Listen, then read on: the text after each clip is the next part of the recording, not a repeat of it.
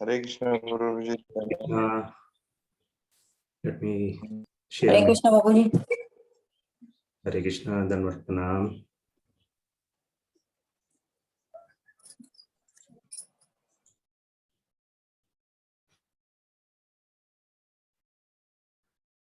So Hare Krishna, I welcome you all. So let's take the blessings from our deities. Jai Jagannath Baldev Subhadramai ki Jai. Gaur Nitai ki Jai. Vaman Dev ki Jai. Pashuram Bhagwan ki Jai. Guru Parampara ki Jai. Srila Prabhupada ki Jai. Gurudev ki Jai. So let's do our prayer.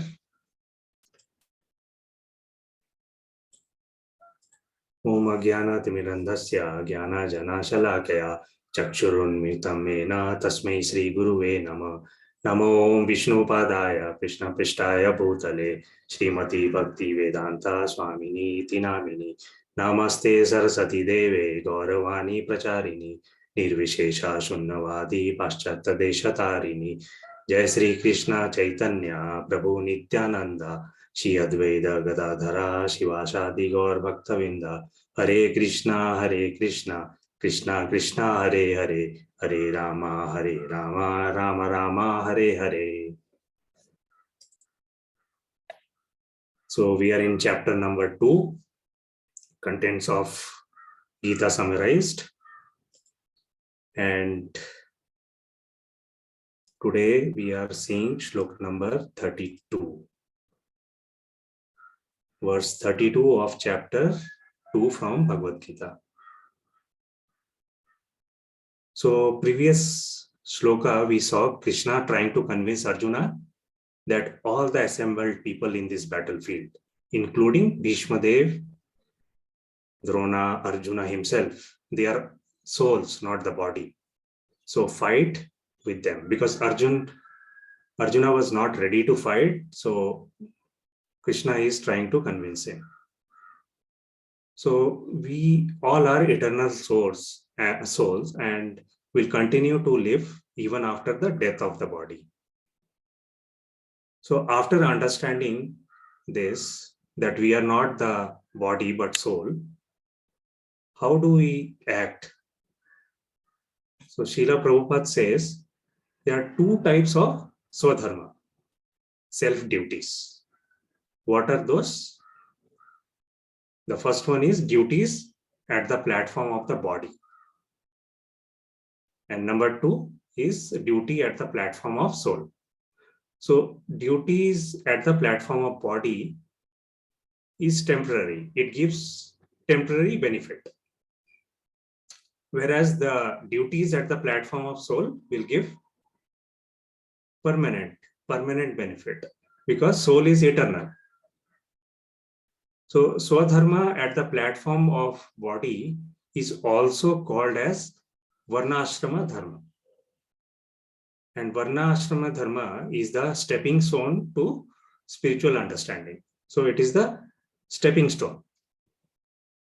And since Arjuna is Kshatriya, there is no better duty for him than fighting against the adharma. So Arjuna should not hesitate to fight this war. So this we have seen in the previous verses where Krishna is actually instructing him. So why Arjuna should not hesitate to fight is explained more in this verse number 32. So let's see the shloka. Yadrichaya chopapanam swargadvaram apavritam sukhina kshatriya partha labhante yuddham idrisham. So translation by Srila Prabhupada ki jai. O Partha, happy are the Kshatriyas to whom such fighting opportunities come unsought, opening for them the doors of the heavenly planets. So Yadrichaya means by the course of nature, Chopapana is arrived. So the first line means by the arrangement of nature if the war appears. And in the second line, it says that opens the door for heaven. Swargadwaram apavritam. So religious war, which comes by its own nature, that kind of war opens the door of heaven. And for whom? That is described in the third line. Sukhina Kshatriya Partha. For the Kshatriya who will be engaged in this war, Kshatriyas will be very happy. Labhante Yuddham Idrisham. Why happy? So in line number 4, because they will attain heaven. So as per Kshatriya, as per the Shastra, Kshatriya attains heaven in 2 ways. What are those 2 ways? If they do punya karma, pious deeds, or they fight the religious war. Now we may wonder why Krishna is glorifying Swarga, why he is, trying to talk about heavenly, going to the heavenly planet. So far from our philosophy, we understood that topmost happiness is going to Vaikuntha or Goloka, right? Then why Krishna is glorifying heaven planet? Because if you see, so far Krishna is talking about Karma Yoga. He has not talked about Bhakti Yoga so far. Right? So going to heavenly planet is only for material enjoyment, that we all know, which is again temporary. But Bhakti Yoga is much higher principle. And we see that in Mahabharata is more focused on Karma Yoga. So that is the reason Krishna is talking about heavenly planet here. If you do your prescribed duties, you will get heavenly planet. So if you see here, Krishna is giving Arjuna step-by-step journey. So he started with Karma Yoga. Like if you see in school, we all have to study first pre-KG before going to primary or higher classes. Similarly, Krishna is started first talking about the Karma Yoga. So, which is the stepping stone. So let's see what Srila Prabhupada says in this purport. So in this purport, if you see, Lord Krishna first condemns Arjuna's attitude. As supreme teacher of the world, Lord Krishna condemns the attitude of Arjuna, who said, I do not find any good in this fighting. We will cause perpetual habitation. Perpetual means everlasting habitation in hell. So this is the mindset of Arjuna. He is thinking that if I fight this war, if I kill my personalities like grandfather and guru like Drona, I will go to hell. So such statements by Arjuna were due to ignorance only. He wanted to become non-violent in the discharge of his specific duty. For a Kshatriya to be on the battlefield and to become non-violent is a philosophy of fools. Because Kshatriya's duty is to fight. So what is Kshatriya's dharma actually?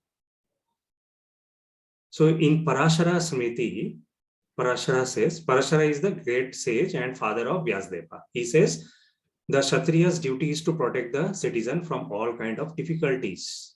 And for that reason, he has to apply violence in suitable cases for law and order. Therefore, he has to conquer the soldiers of inimical kings. And thus, with religious principle, he should rule over the world.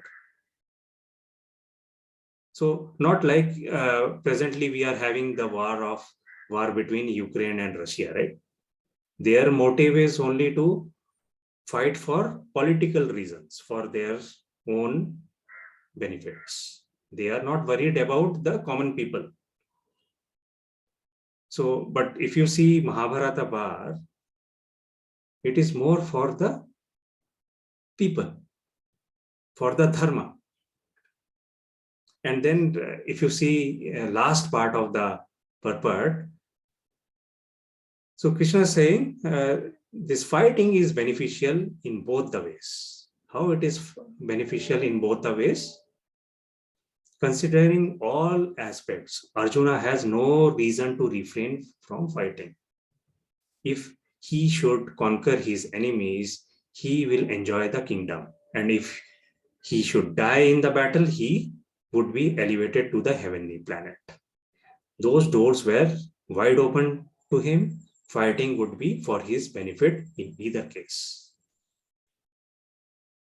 So he is telling Arjuna that, see, if you fight, whether you win or you lose, both way you will actually benefit. If you die in this fighting, what will happen? You will get a heavenly planet. So heavenly planet, one can enjoy more, but material things. So he's saying, even if you die, you will get the heavenly planet, you will have more material enjoyment. And if you win, then you can enjoy this kingdom. So in both the cases, it is benefiting you. But if you don't fight, then you will get a sin. Why? Because you are not doing your duty. So remember, we talked about Swadharma. So likewise, everybody in this world is having his Swadharma. And we have to understand that this Swadharma is in the two platforms. One is in the material, one is in the spiritual platform. And in the material platform, it will be temporary. Like every day you are going to your job, doing your duty, you are earning money, or Matajis are going to kitchen, preparing food. Okay, so these are Swadharma in the material platform, and this will be temporary. But the eternal dharma, I mean eternal, in the eternal platform, so we discussed that how the Swarup Dharma in the eternal platform will be permanent. So this we should remember. So if you see from verse number 31 to 38 from this chapter 2, Lord Krishna describes how performing Swadharma would be beneficial. So in coming shloka also, we'll see that. So with that, I will just end here. If you have any additions or correction, please, you can add.